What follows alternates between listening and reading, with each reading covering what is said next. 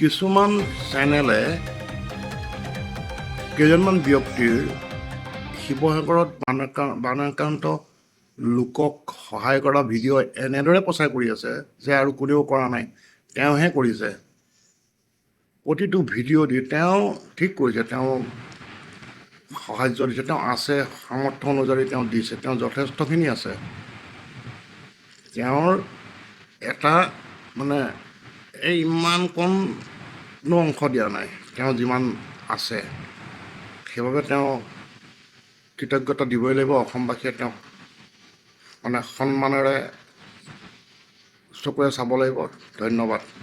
কিন্তু ইমান প্ৰচাৰ কিয়? ঠিকে আছে, প্ৰচাৰ কৰিছোঁ, কিন্তু এই সময় গগৈ বোলা ল'ৰাজনে যি ধৰণে প্ৰচাৰ কৰি আছে, যিজনে কৰি আছে, তাত থাকি আজি 7-8 দিনে যেনেধৰণে কৰি আছে ভিতৰৰ অঞ্চলত নিজেই গৈ, তেওঁ একোৱেই নাইকিয়া।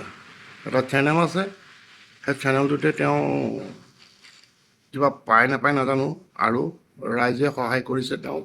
এটা মুখৰ মাতত তেওঁক হাজাৰ হাজাৰ টকা দি দিছে, ডনেট কৰিছে সহায় কৰিবলৈ কাৰণে, সেইমতে তেওঁ নিউজ কৰিছে।